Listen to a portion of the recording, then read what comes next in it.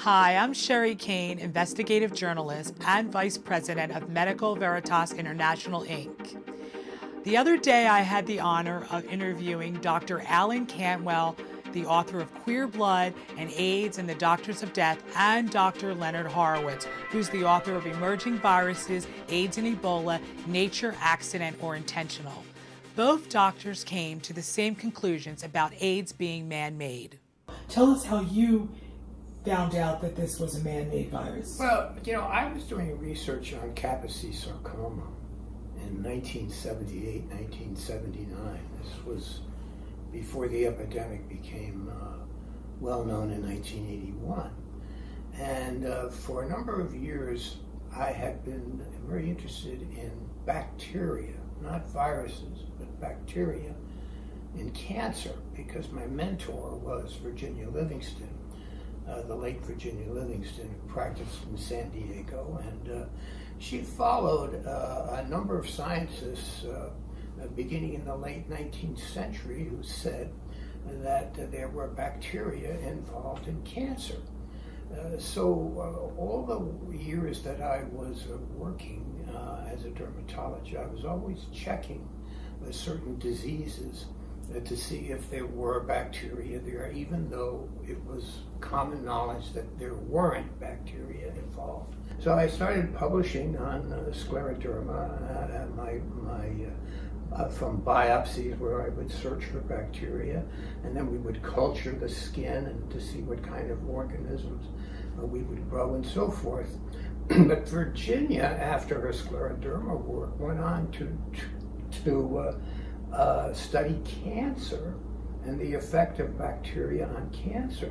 Every time I had an opportunity to biopsy certain cancer patients with certain diseases, I did that looking for germs. And so I had a few patients. They were all older Jewish males, and they had Kaposi sarcoma, and nobody in the late 70s paid much attention to Kaposi sarcoma because, first of all, there weren't that many cases. So anyway, I reported, 3 cases of Kaposi sarcoma with my bacteriologic findings. And then I also studied an autopsy case where I looked for bacteria in the internal organs at this man, and these were straight men. This was the so-called classic Kaposi sarcoma. So, these papers are reported in 1981, 82, 83, and then when AIDS came along, I biopsied the Kaposi sarcoma, which was the hallmark of AIDS at that time, and found these bacteria, and they were published in journals.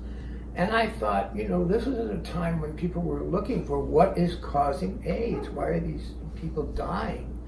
And I thought, I'm showing you, here's these bacteria, and no response, okay.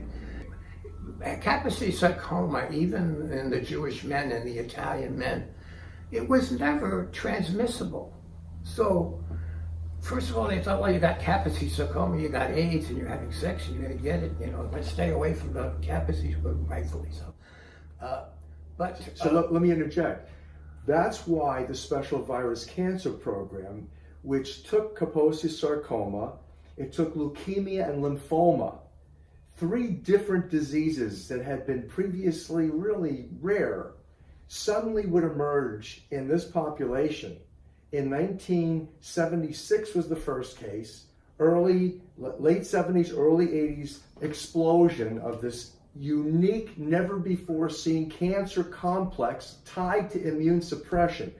And that is the single focus of the Special Virus Cancer Program that ran from 1962 to the 1978, when they did the Hepatitis B vaccine trials that you know more about than anybody on this planet. The 78, you more than anybody studied that case and studied what happened as a result of that vaccine trial. What my work showed independently was that between 1972 and 74 was when the gay men in New York City the blacks in Central Africa, and Willowbrook State School mentally retarded children on Staten Island were given by Saul Krugman, the New York Blood Bank investigators.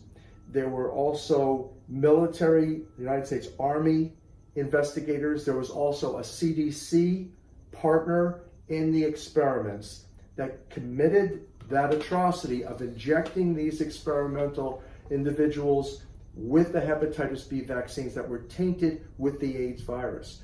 That was the focus of, pretty much the focus of the Special Virus Cancer Program and SVCP, Special Virus. And in military circles, the word special means secret. So it was the Secret Virus Cancer Program that developed that never before seen, most unique, hideous pandemic we now have called AIDS. So I always felt that the government or the experts were hiding something, because they're all looking for a virus which nobody can see. And here I am showing the bacteria which everyone can see under the microscope, because bacteria are large enough to see under the microscope and viruses aren't. So I thought there was something fishy. And then along came in 1983 my friend Virginia Livingston, and she called me one day and said, there's this doctor in LA, he's an internist, and he's saying that AIDS was a man-made disease, and I've invited him to my house and he's going to talk, and would you come? So I went and I met Dr. Strecker, and I'm thinking, here I am studying, AIDS, autopsies, capacities, and swollen glands. And so I'm saying, well, how did, AIDS get into the gay community? I had a great interest because I myself and my husband are gay. So I like, what's the story here? He said, well, it was put there. And I said, what do you mean it was put there? He said, in the hepatitis B vaccine, gay vaccine trials, where they injected hundreds of gay men in Manhattan. That's where the disease stemmed from. Did you believe him at first? And of course I thought, first of all, I didn't know a damn thing. I mean, I'm a dermatologist. What do I know about hepatitis B, So I thought, this sounds nutty. However, I'm like Leonard, somebody tells me something, I'm going to check and see if there's any truth to it. I mean, first of all, I was gay for many years, and when I was told that I had a psychiatric illness, and I thought, well, I don't think I'm nuts, totally nuts. But yet everybody thought, that you needed a lobotomy or electric shock or conversion therapy. And so I never trusted the doctors, about when it came to sex.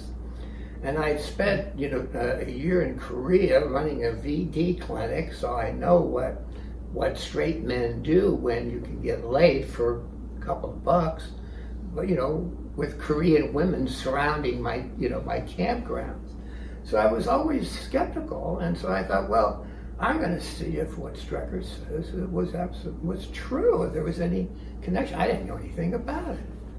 So that's what started my research, into this whole thing where you trace back the epidemic, to the vaccine experiments.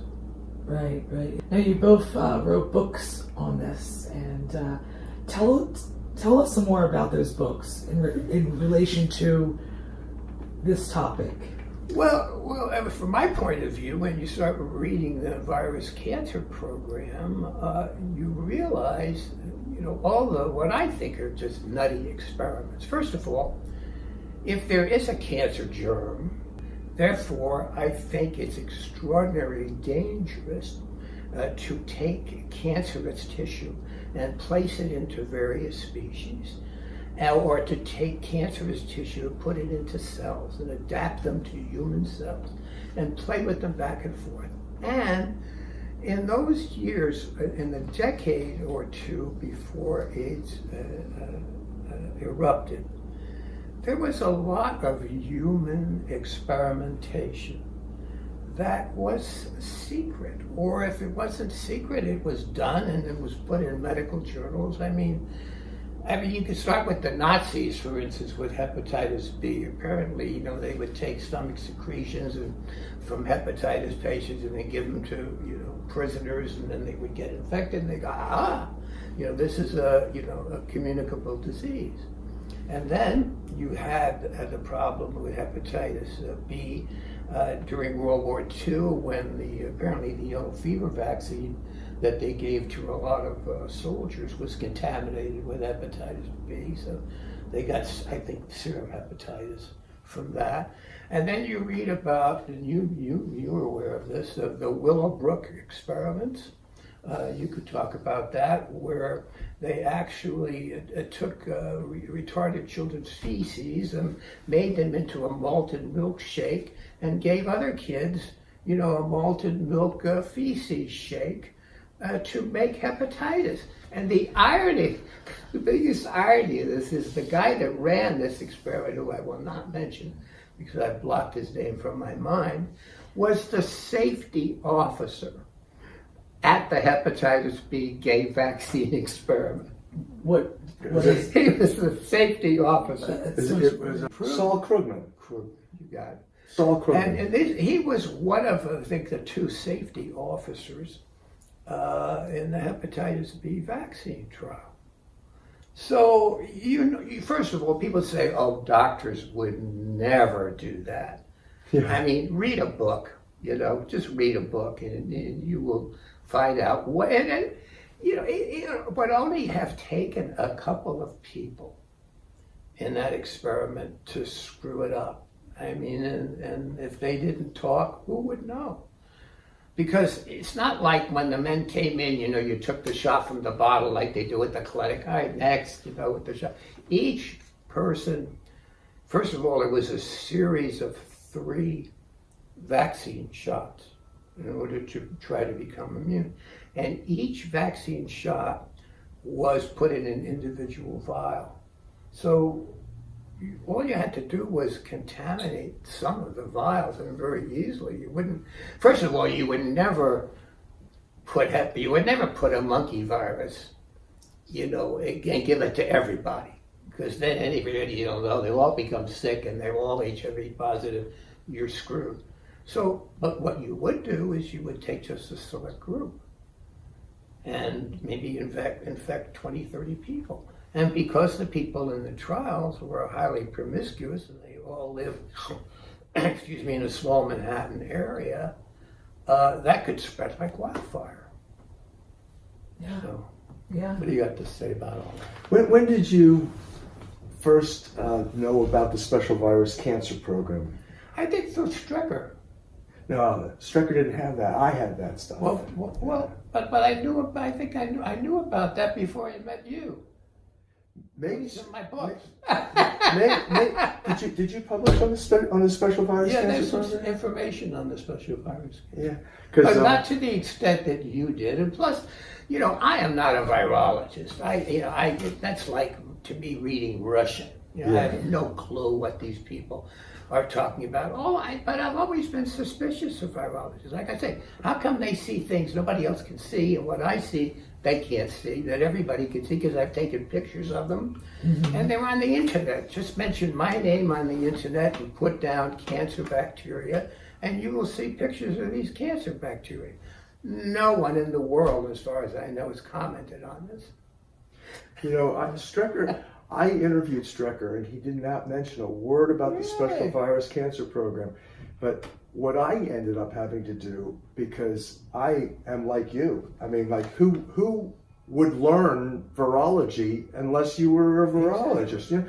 So I literally had to train myself in virology. You're better than me because I gave up. Alan, let me tell you, I would have to read sentences 3 times before I would go, what are they talking about? So I had to do that. It was a discipline, and I'm happy that I did, but I spent 3 years, easily 6 to 7 days a week for 3 straight years. See, I think it's a scam. I mean, I really do. I think a lot. I mean, you mean virology, the whole thing? I mean, there's something that's not right. I remember, as I'm sure you do, when they had the argument between Gallo and Montagnier as to who discovered the virus. Because they were switching it back and forth. And each person said, this is my virus, this is my virus. And it turned out that the two viruses that they claimed were the HIV, the virus, were identical. So if you get the two leading experts in virology saying, you got a different virus than I do, and the viruses prove to be the same, my feeling is, what do these people really know? And how can we... It is a scam. How can we rely upon People these don't question it, though. They don't. They just believe. They just believe that these are doctors. And then you have the media spin that buries it. It diverts off of the true intelligence. It diverts, and then it discredits one theory or another, and it's all a manipulation. But it was interesting too in that with Hepatitis sarcoma. First, they thought. I remember when I published my papers with bacteria. Well, the experts thought it was a virus, and they thought it was a cytomegalovirus. And then later on, they thought, well, it must have been HIV that caused it.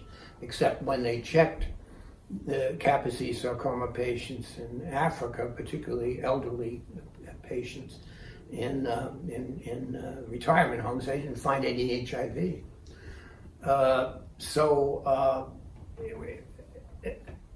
Eventually, they discovered that it was actually a herpes virus. I think that discovery was around 1990. And then so you had experts saying, well, now Hepatitis sarcoma is really not, precisely caused by HIV. It's caused by a herpes virus. Well, that's a diversion. Then they said that that shows that there were two epidemics. And I thought to myself, here I'm trying to figure out, one epidemic, and they've got two. You got expert, not two. Well, how come two epidemics both went to the gay community? Right, and then add the third epidemic, HPV, the human papillomavirus that came out of the herpes virus research of the Special Virus Cancer Program that specifically targeted herpes-type viruses recombined with the slow viruses, they call them lentiviruses, or reverse transcriptase carrying these retroviruses that HIV/AIDS is. And when you talk about simian cytomegalo, here's how they confuse it. Because the simian cytomegalovirus, so it's monkey cytomegalovirus, Epstein-Barr virus, which is causing cancer, horrible cancers internationally, that was, again, precisely what they took in the Special Virus Cancer Program as models of how would you produce from a monkey and transmit to a human that specific cancer complex. Now, you add those scientific facts to the silence of the media, the fact that they conceal, they won't talk about it, and it was... You had that diagram in your book, that one page, didn't you, where you had a diagram of how that was done? Yes, and as a matter of fact, I took a lot of grief from the fellow who caused Congressman Traficant to do the investigation through the USGAO. I did not publish the initial full diagram of the Special Virus Cancer Program. Boyd Ed Graves basically took me to task on not having published it. It didn't fit in a 9x6 book. You needed a folding. You need a huge folder. So I didn't publish it, but it was there. And so he said, why don't you publish the whole thing? And here's the mistake, in my opinion, that Boyd Ed Graves, God bless his soul, because he's passed away of AIDS, he made the mistake saying this is the smoking gun of HIV/AIDS. He read my book, Emerging Viruses, AIDS, and Ebola. He said that I concealed that document, which I never did, and we reconciled that later on. But basically, he said that this was the smoking gun. Well, I'm sorry, that diagram was not the smoking gun. We have the smoking guns. You want to know the smoking gun? Several of them. One of them is Dr. Hilleman, who was on an interview, who we published, saying, yes, we at the Merck Pharmaceutical Company brought the AIDS virus into North America in contaminated monkeys destined for vaccine research and development at Merck. And he says we didn't know it at the time. That must be where your friend Offit in his book says that, as far as he knew, that the hepatitis B vaccine was contaminated with HIV. He claims at the time that they were making the vaccine. Yeah, read that segment. You had an objection to this and something else that just came out in the press too, because this is disinformation about the subject matter, and that is a smoking gun. That's one of several smoking guns. The silence in the media and the misrepresentations and the diversions off of the fact.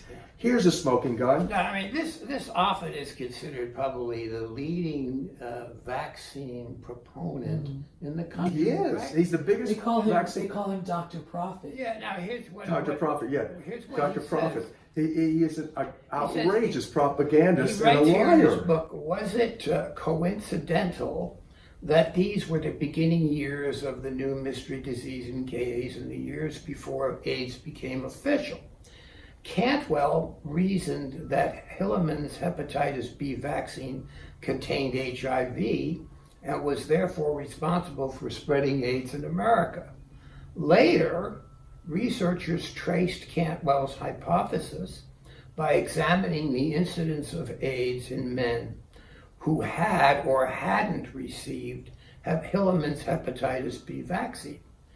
There was no difference. Although HIV was likely present in the blood from which he had made early preparations of his vaccine, that's where Hilleman had Hilleman's vaccine. But so this is Offit saying that yes, Hilleman's earlier vaccines were contaminated. Hilleman's choice of pepsinurea and formaldehyde had completely destroyed it. Now, I don't know why. So that's their excuse. I don't know how he could say it because there was no test for it. How can you destroy something that there's no test for? Well, they're putting formaldehyde in the vaccine, so what they're trying to actually inadvertently say is that these formaldehyde that they're putting is killing off all the germs and all the bad stuff. But we know from history, no, for example, with polio, that was false. But that's why he's supporting formaldehyde. Of course, this is an excuse. I mean, this is an outrageous misrepresentation of facts. Right. And then he gives me the finger. He says, the publisher of Alan Cantwell's book, Aries Rising Press, was founded by Cantwell himself to promote his uninformed views of the origin of AIDS and the AIDS epidemic. But see, at least he mentions Alan's name. He mentions his book. They won't touch my work. They won't mention my name. They don't have completely censored and concealed all of the evidence that I've put forth because essentially my work corroborates Alan Cantwell's work, Robert Strecker's work, the Russians, Dr. Jacob Segal, his work, that supposedly was said to be by the Russians false, wrong.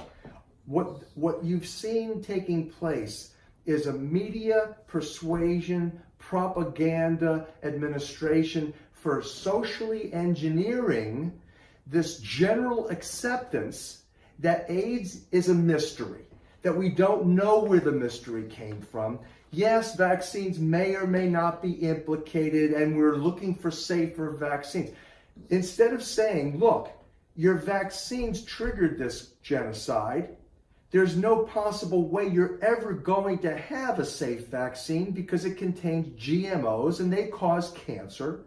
Instead of saying that, you've got the media completely misrepresenting the truth in science, and ultimately we've got a profit-making genocide that's taking place. Well, let's talk about sex. Now, let's talk about the official story. First of all, most people believe that AIDS began in Africa. Now, first of all, there is no evidence that the AIDS epidemic began in Africa.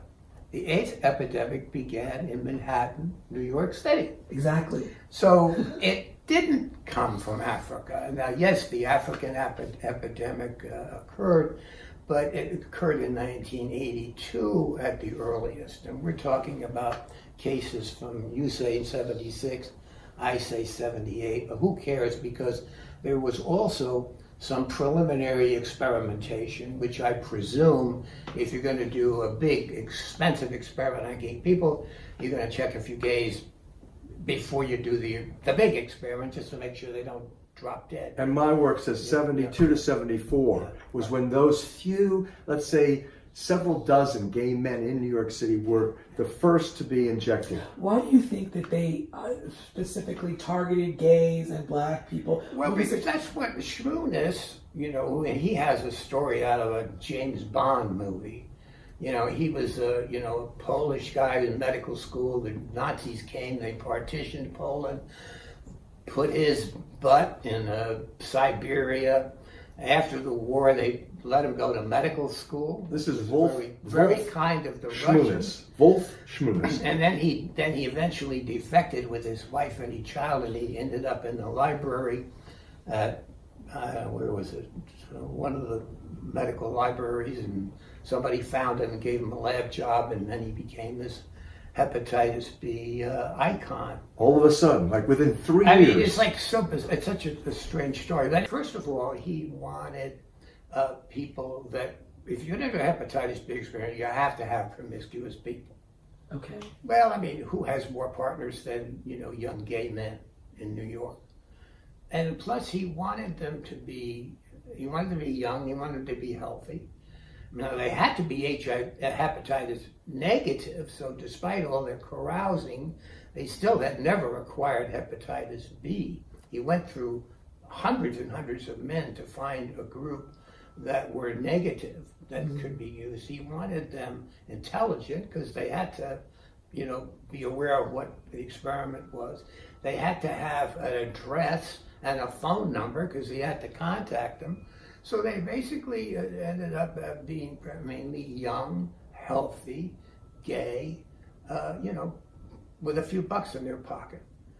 They were the perfect people. But they also targeted black people too. So no, they didn't target black people. It was mainly white people. Really? I mean, I'm talking about initially. See, what's so important to me is that to realize that the gay people were the exclusive, and I'd like to underline that 10 times, the exclusive recipients of this initial virus attack of a primate virus put into a human population. Now, we all know within a short period of time, they realized this was transmitted in the blood, and then the hemophiliacs, and so on and so forth. That's another thing. I think my work shows that there was a focus also on the sex workers, the black sex workers in the Central West Africa region. I believe that Lytton Bionetics and their not only Liberian monkey colonies and chimpanzee colonies connected to the New York Blood Bank, that there was also in Western Congo the whole Lytton organization, and this was under Mobutu, President Mobutu, who was grossly corrupt, who Henry Kissinger had a personal connection with. There was bribery going on in that country at that time, that they had the capacity to test as many as 800,000 black Africans in the Congo at the time. Today it's Zaire. But basically, that's where my book, Emerging Viruses, AIDS, and Ebola, had to go based on my discoveries of what was Lytton Bionetics' involvement with Robert Gallo. Dr. Robert Gallo was the overseer of the project for the National Cancer Institute of the Special Virus Cancer Program. So that's where I basically say they gave it to the gay men, and I agree with Alan completely. If you wanted to get a virus to go viral, right, internationally, you give it to sex workers. You give it to gay promiscuous men. Right. Right. Because otherwise you can't test the vaccine. If you've got somebody monogamous, how are you going to test the vaccine? Yeah. So you have to have them being promiscuous, So. And then they also did the same group experiments and expanded the experiments. Like Alan said, that even Dr. Offit, with his lies, actually comes out and tells you what they did is infected all of the children at Willowbrook. And what they don't tell you is when Geraldo Rivera reported it in the national press, again, that whole segment that Alfred published is a gross fraud because it omits. Omissions and misrepresentations in law is fraud.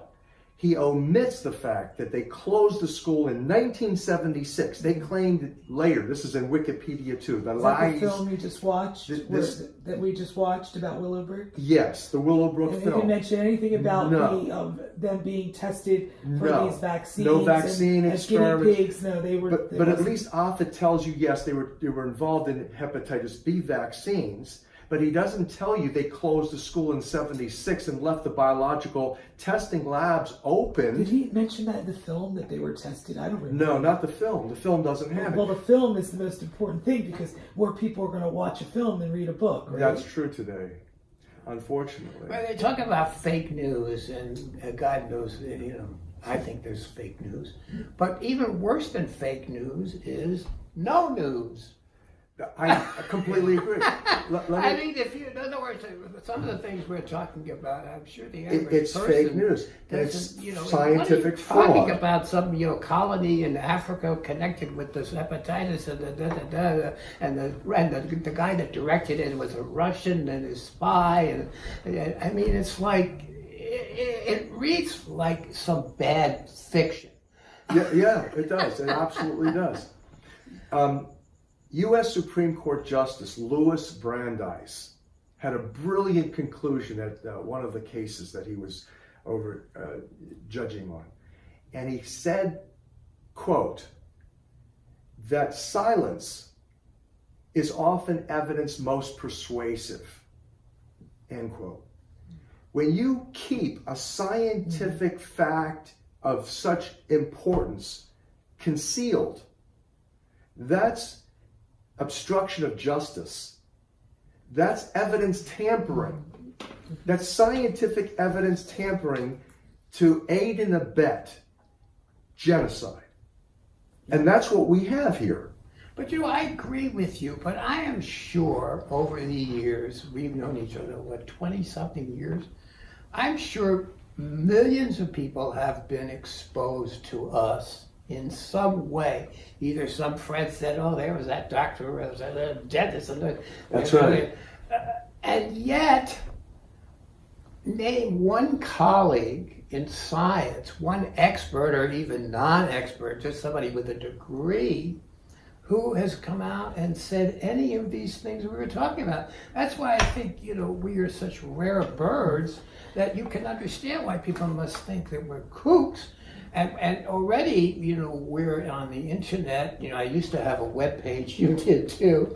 And then all of a sudden, Wikipedia took, not a web page, a Wikipedia page. And then they took yours down too? They took mine down. They took mine down too? Well, because now they just refer to me, if you want to, hear about just go to conspiracy theory. Yeah, conspiracy. So discredited by calling it conspiracy. They put you in that group, and of course, there are some great conspiracy theorists, and there are some ones that I think are pretty far out. But the point is, when you start getting labeled that way. Well, I always thought that was sort of a protection, because as long as they can continue to try and discredit you and call you a conspiracy theorist, then they don't have any reason to off you.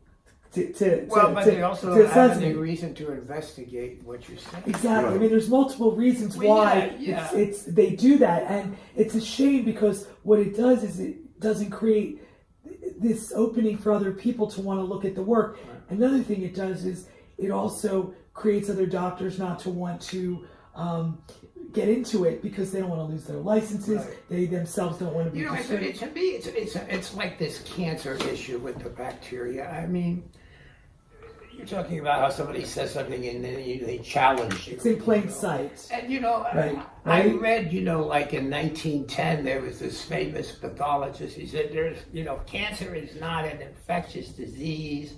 And anyone that says that there is and there's some infection is, a nutcase. And so for the past century or more, doctors are absolutely convinced there is no bacteria in cancer. Now, explain this to me.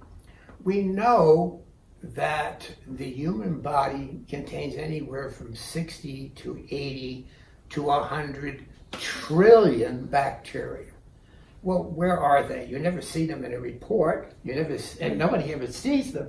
But you got 10 trillion germs all over the place. They've discovered that organs and tissue that's supposed to be sterile aren't sterile.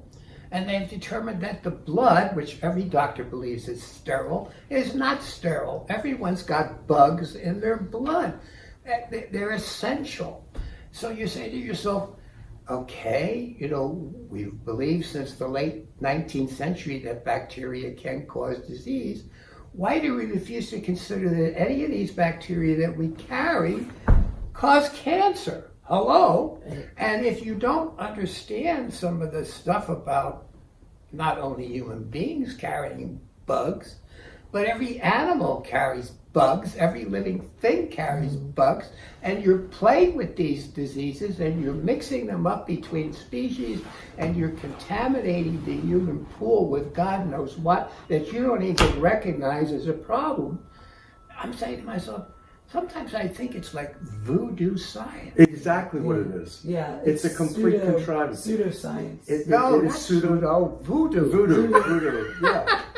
It's a complete fraud. It's consumer fraud. The entire industry is just a deception and an illusion. And that's why, if it wasn't, if we weren't right, they could easily show us that we're wrong. Oh, They have never been able to disprove I mean, it. I thought in science, if some doctor says, oh, this causes that, you go, wait a minute. And then they all gang up and say, it doesn't cause that because of this. But to call somebody an idiot, that's not an argument. Or try to discredit me as just a dentist. What is a dentist? Yeah, or I'm just a dermatologist. Or just a dermatologist. Where is my laboratory? Where are my laboratory Yeah, exactly. animals? How come I'm not with the National Institutes of Where Health? are my people? Where are my lab technicians? I did it So myself. this is the way the control. Too bad. After I published my AIDS thesis, peer review by Horowitz in the Journal of Medical Hypothesis, they targeted him to discredit him and destroy his journal. And then take a look at the Lancet editor. He's been saying the same thing, that because of the influence of the drug industrialists, that science has turned into something completely dark and demonic. There's nothing good in it anymore. I spoke to you before about cancers, and you, Len, Dr. Horowitz, and you mentioned that everybody has cancer, or cancer that could at any time erupt and become a live cancer in your body. Do you believe that some of the drugs that are being administered through the vaccines maybe could wake up this cancer that we all allegedly have in our bodies? Yes, I'd like to just expound on what Alan just said with regard to the bacteria. You've got bacteria, you've got microorganisms throughout your body. Exactly. And there's also one of the suppressed aspects of science and medicine is pleomorphism. That you literally could take a virus and under certain chemical conditions of the blood, the chemistry of the blood, the immunity of the blood, both are intimately connected, that the microbes can change form. And in the process of changing form, they then affect the cells in different ways. And then because you have immune suppression also, the cancerous cells can take root and grow into tumors. So my theory, long time, years, quarter century, more than that, is saying you have, and this is what changed. I'm hoping you're going to get involved in this when you raise the question of the sex issues.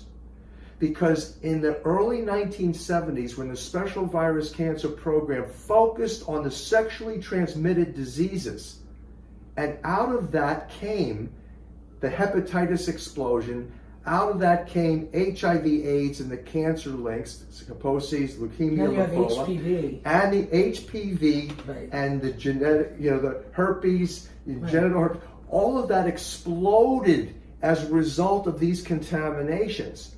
And so when you look at the fact that before that, the general acceptance, the general understanding in the scientific community, as well as largely the informed public, was that cancer is a multifactorial illness. There are numerous risk factors associated with the emergence of cancer in any person. Suddenly, because of what they did in the Special Virus Cancer Program and the suppression of the intelligence that Alan came out with, that I came out with, that Strick, all of the suppression has enabled the drug industrialists through their media and their persuasion, social engineering, to create a general acceptance that cancer is caused by a virus and that genetics is where to go if you're going to treat these things. Genetopharmaceuticals is the answer to all of our medical problems. Says who? Says these fraudulent special interest groups. That's the crime that I see, and I think the smoking guns for what I've just said are absolutely, certainly there. We've published them over and over again. Well, I see people change. My own feeling about cancer is similar, is that we all have the cancer germ within our bodies. Mm-hmm.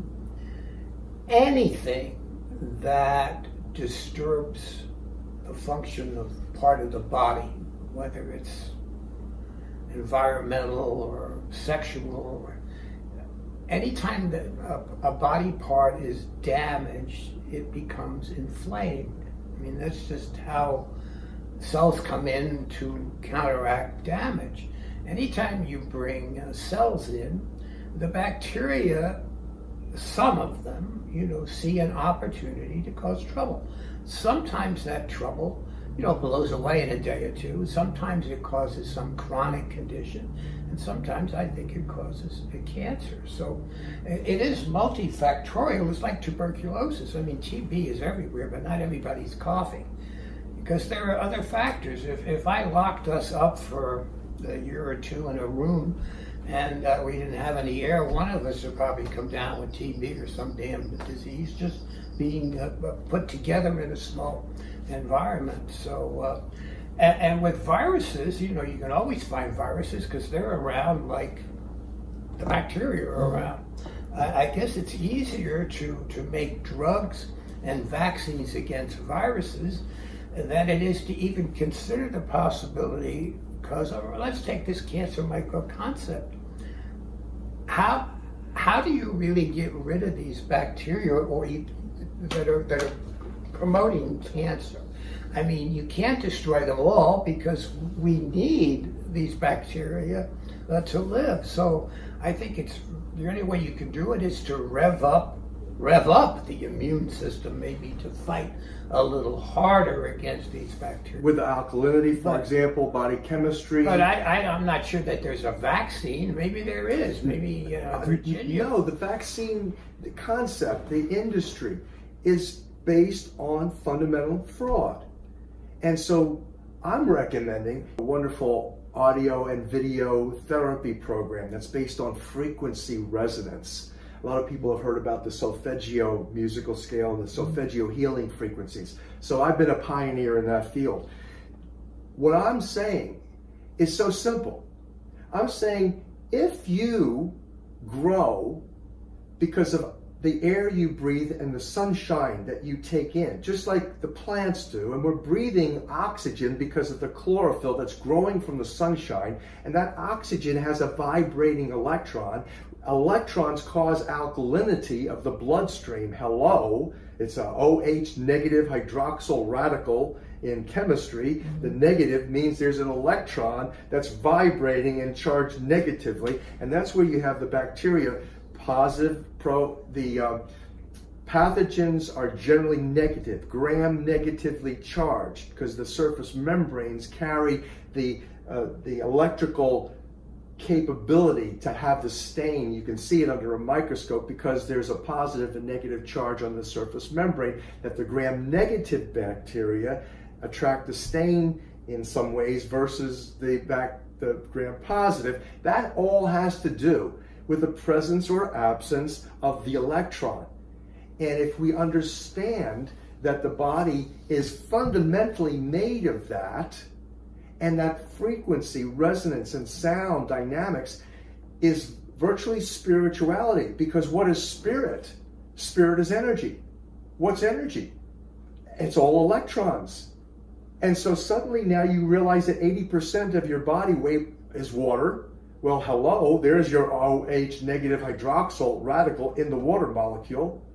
And so you can affect dramatically through nuclear magnetic resonance imagery. Like in medicine today, what I'm saying has been proven. It's used every day in diagnosis, that through sound signaling and the way that the sound bounces off or not, the nuclei of the cell, it presents an image on the computer screen that allows the doctors to diagnose whether you have a tumor or not.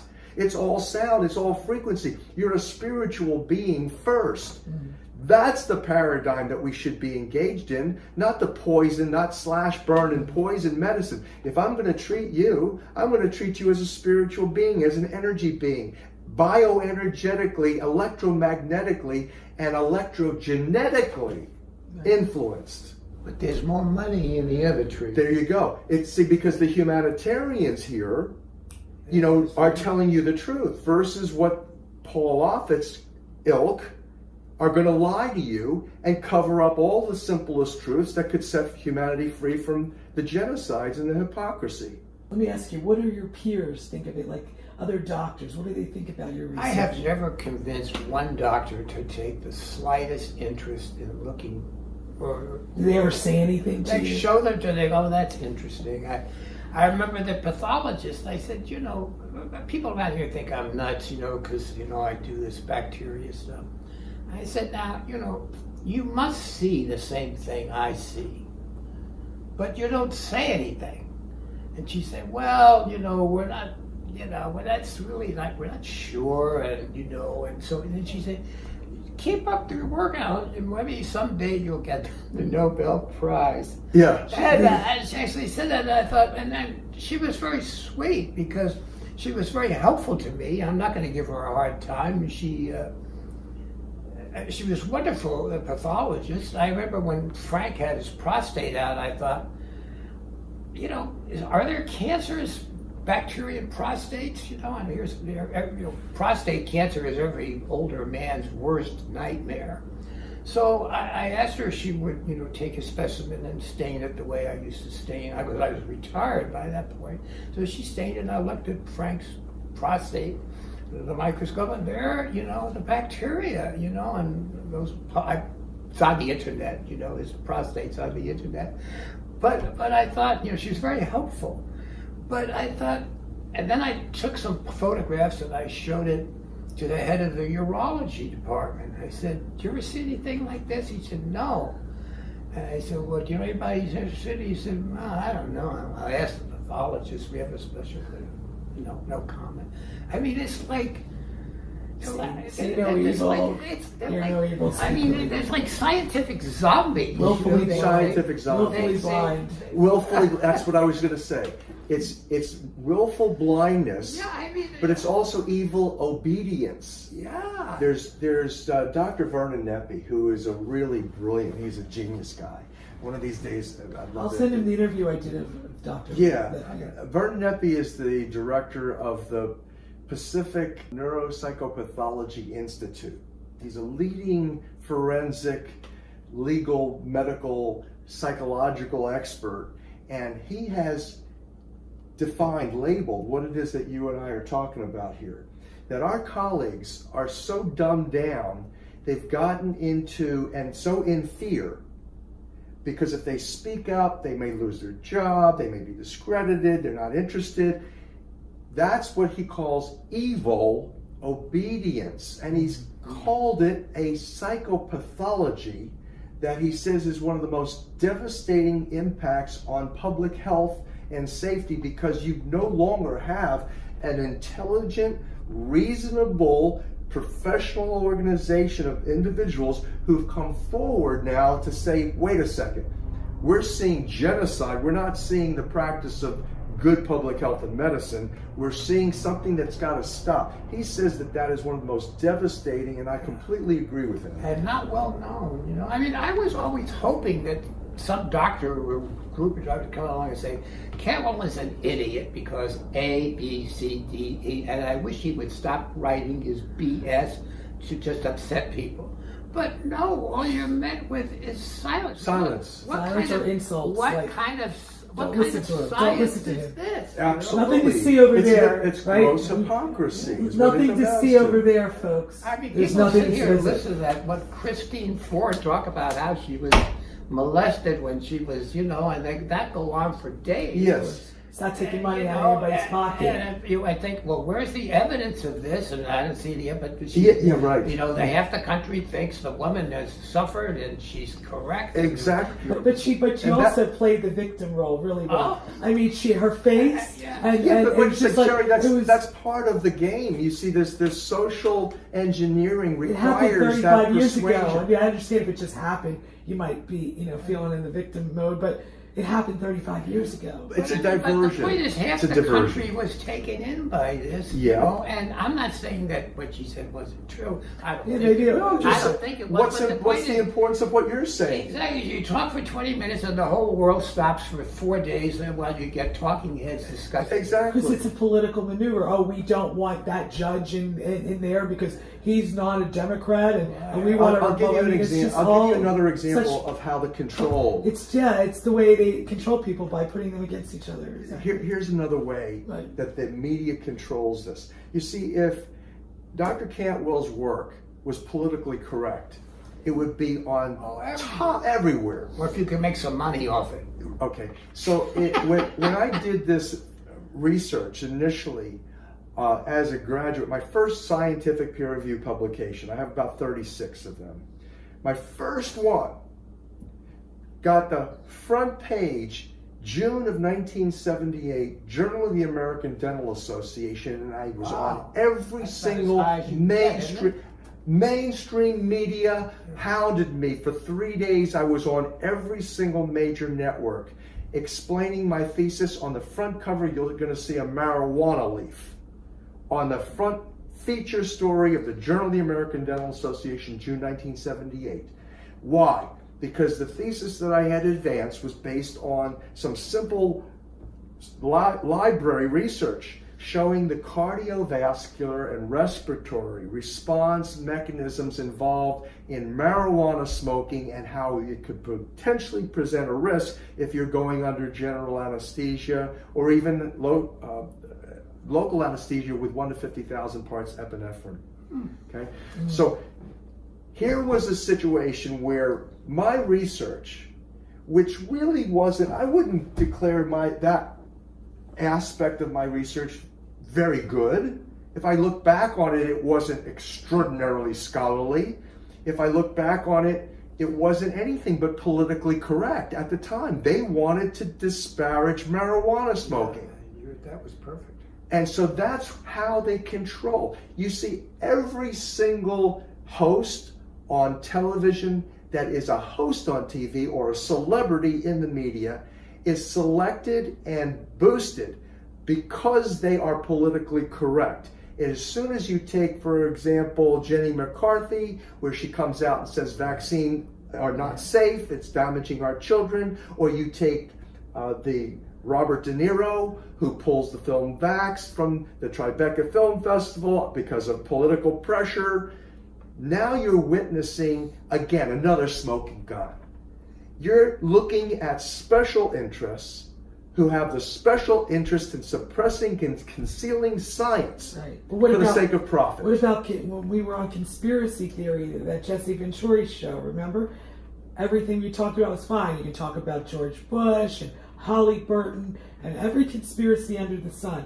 But as soon as you mention Big Pharma, they say, that's where we have to stop you. Well, why? Advertisers. Yes, those right. are our sponsors. I said, Exactly. wait a minute, but your show is called Conspiracy Theory. And that's what Lawrence Meshkin said to me. In the American Dental Association, editor-in-chief Lawrence Meshkin wrote me a personal letter saying, Len, I'd love to publish your AIDS research on the Florida dental AIDS tragedy, but I can't because it would place the journal at risk. At risk of what?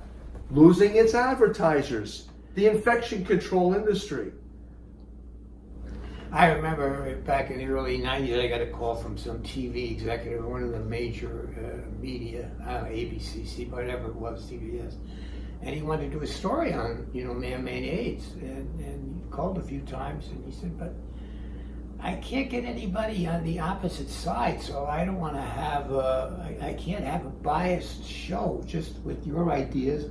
I need somebody, refuting your ideas. And he said, I can't get anyone, so I'm sorry, I can't do you, Of course, they didn't want to bring it to light. If you had, it would have had somebody even attempted, which they couldn't refute it. It's like when I had and this never happened to me in my career, where I had an article. I had written an article on Kaposi sarcoma showing the bacteria in Kaposi sarcoma, and it was accepted by a journal called Cutis, C-U-T-I-S, which was at that time kind of a free journal they would send to all the dermatologists.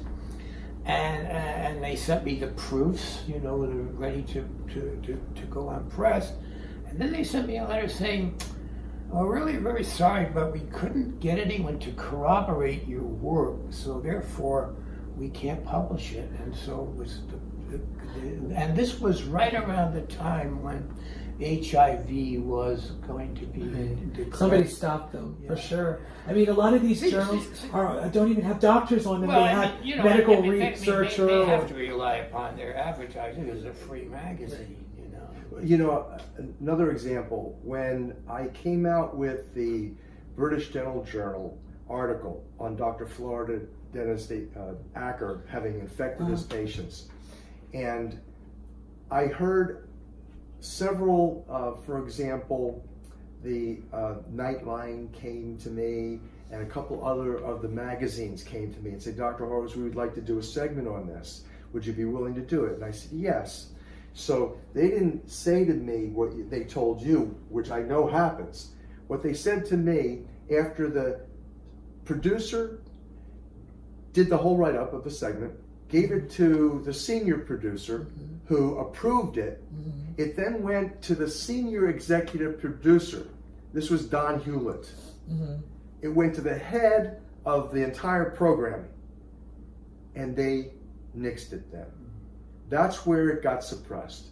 And again, it says to me, it's a very small number of officials in the media that have conflicting interests and bias that they're protecting, that they won't bring this kind of programming. Very small or very large? Well, it represents the global monopoly, trillions of dollars. Right. It's trillions.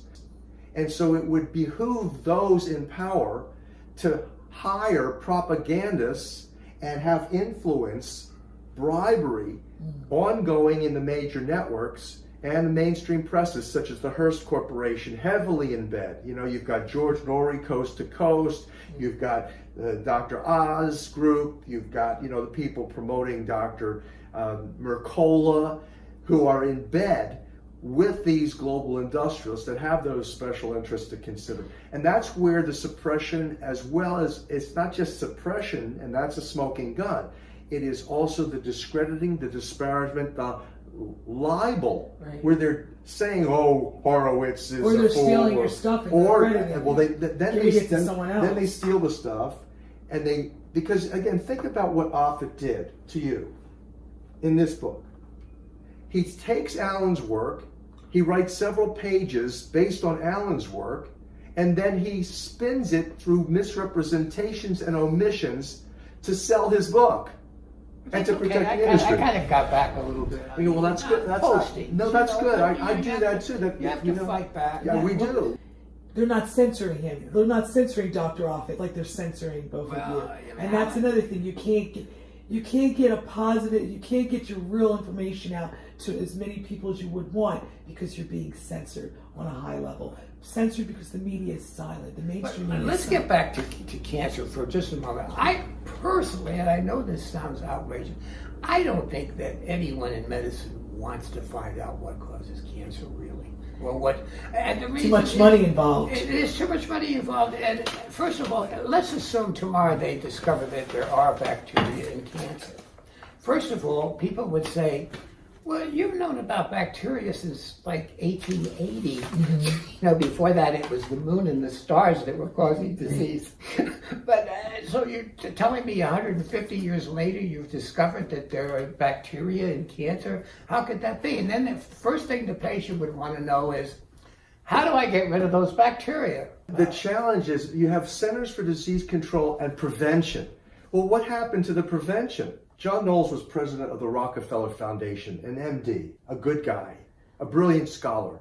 And he said his book was titled Doing Better and Feeling Worse in the United States. And he basically said, what happened to patient education and public education that would enable people to understand the simple things that they could do to protect their health? Exercise, the diet, good hydration, water, good hygiene. These are the simplest things that people are not told. So Centers for Disease Control is truly what it is. They're controlling the diseases. They're not preventing the diseases. That's why it's called CDC today. Can you tell us about the books that the Queer Blood book and AIDS and the Doctors of Death. Yeah. Can you tell us about? Well, I get into that. I mean, I tried in these books, Queer Blood and AIDS and the Doctors of Death. I mean, I tried in these books, to document, everything and where I discovered this information. Mm-hmm. So, it's not like fiction or a conspiracy theory with no footnotes. And I discussed, as Leonard has said over, this cancer virus program is exceedingly important. And I'd say one thing we kind of missed is that program, the idea was to determine, what viruses cause cancer, and also they were trying to learn how to make cancer, so they could then learn how to treat the cancers that they made. Well, unfortunately, after 11 years, the program was a bust, literally. For instance, breast cancer, everybody thought, oh, it's a virus.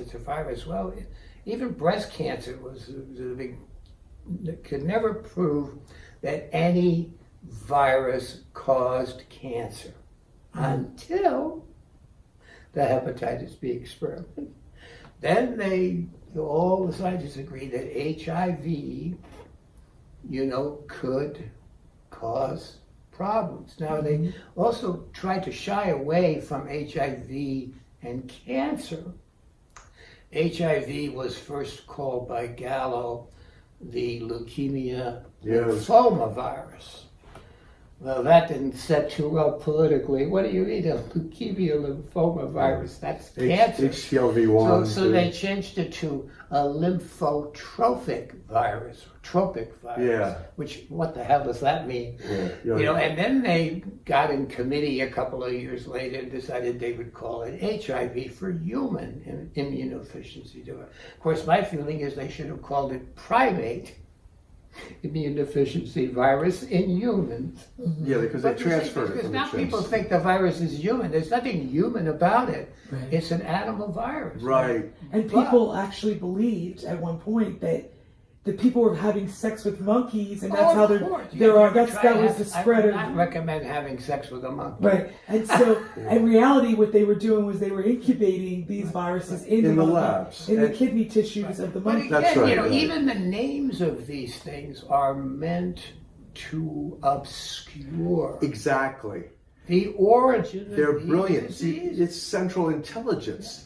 This is how you engineer society's general acceptance of garbage. You name things certain names, it has subliminal impact on the psyche, and it conceals the truth. And in the 70s, all these scientists that were involved in the special cancer virus program all became celebrities in the 80s. Yep. And ever since that time, it's virus. Every time the virologists got together, they were in 2000. They put down that fellow Hooper that tried to say that AIDS in Africa was due to vaccines and what have you. And they declared that every new human disease that forms and that it occurs, any emerging virus is caused by animals. The poor animals, like humans don't cause anything, it's just animals. And they're using them in experiments. So It's as terrible. far as I'm concerned, the media, is responsible totally. And of course, we didn't even mention patient zero, the Canadian airline steward that flew into America and then infected everybody. Gate and Dugas, complete deception. That was the biggest hogwash story of all, but it helped sell. He was a character in the book, which is a fine book, and the band played on by Randy Schultz that came in. It was a bestseller. I mean, it did educate a lot of people, but it was a literary ploy to sell books. And to divert from the greatest truth about what the research was going on. And every AIDS expert said, oh yes, that's true. He did bring AIDS in. Yeah, right. And then they would present you with cases from 20 or 30 years prior. Oh, that was an AIDS case. And they would confuse the hell out of people. So the media is responsible for, as far as I'm concerned, blaming gays. It had nothing to do with being gay, although it helps, because apparently the AIDS virus is better transmitted anally than it is vaginally, so I'll give them that. And blame black people, and you know what they do in Africa and how they have sex. And then you blame the monkeys, and then it wasn't the monkeys, it was the chimpanzees. And so you have all this blame, but not one person of note, excluding us, has tied this into experimentation. And it's just, to me, it is like so obvious. For instance, I didn't make this remark, but just think about this. Everybody knows a little bit about sex. If AIDS began in Africa as a heterosexual black disease in Africa, how in the hell did it turn out to be a white homosexual disease in Manhattan? Another smoking gun, you Would see. somebody explain that to me? And that happened nowhere else in the world, just in There's Africa there's no other reasonable explanation that that's this is supposed to be a sexually transmitted disease. So how did they get from black heterosexuals to white homosexuals exclusively? Exactly. It doesn't make any sense. There's only one vector. People don't question No, it. you need common sense and you People just have don't to question reason. this. Nobody questions But you it. have to. Okay, don't. now take this issue of evil obedience, gross ignorance, gross negligence to the effect now that you're actually killing millions of people, which is criminally negligent manslaughter. That's the legal term for what we're witnessing here. And everybody who's positive should get their damn drugs free. Well, I don't know if they should be on drugs at all. Just give them alternative therapies, I mean, they are keeping them alive, thank God. Yeah, okay, we'll but see. Whatever it is, any drug therapy that they make for this disease should be free. On this issue that Alan's raised here about the gay community, about the black community. Okay. Now, the black community, when I was in Africa, the black community said, we know that AIDS is a laboratory disease. The challenge that I'm looking at, however, is you've got the Jewish community that says it should never happen again. A genocide, a Holocaust should never happen again. And in the gay community, you've got a gay, brilliant physician scholar who gives you the whole truth and nothing but the truth to set the whole community free from this pandemic. Right. And you have this evil obedience, gross, criminally negligent manslaughter, aiding and abetting by willful blindness, evil obedience. They don't want to attend to it. That gross hypocrisy, that cognitive behavioral dissonance, we call ourselves human. We permit this. We allow this to be the mainstream norm for general acceptance, promoted by the mainstream media and corporate sponsors that give us the advertising on television and the drugs that supposedly keep us alive. Yeah. This has got to stop. Yeah. Amen. What would you like to leave the world? How would you like to be remembered? Well, I mean, I'm very happy that I wrote my books and my papers were published, and I hope some of these internet postings that that talk about my work, I hope they remain for some more years. I mean, I would hope to go down as somebody who maybe discovered, the cause of cancer, which some of my colleagues over the past century or more have been talking about and all thought of as fringe people. I was hoping that that would bear fruit in terms of increasing our ability to understand cancer.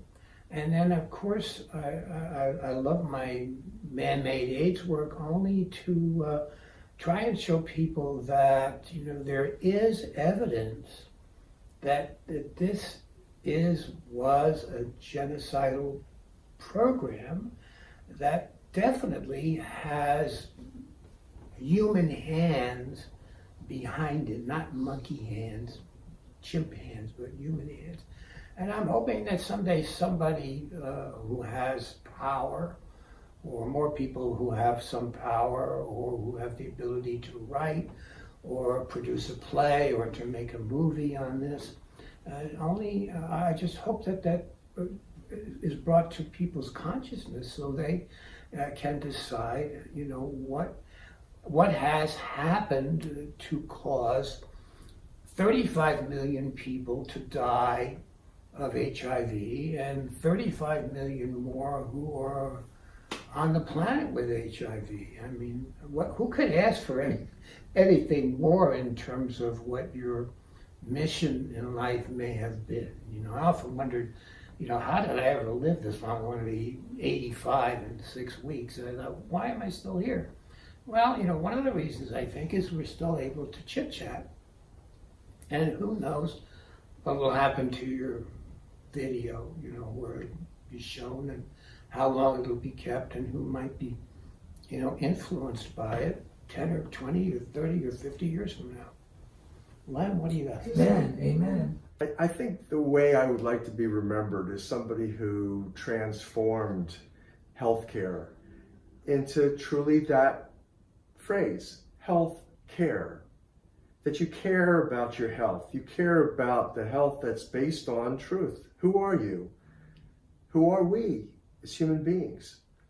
And so I think I'd like to be remembered for pioneering some things in medicine and healthcare that are extraordinary.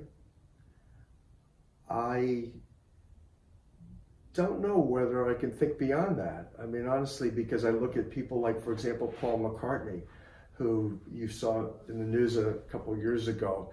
He wasn't even recognized at a party, after party. How could you take a human being who's so famous and suddenly, remove him from people's consciousness, And so I don't know. I would just like to see, is that true? Nothing as good as your last movie. Yeah. This is Hollywood. Yeah, it's true.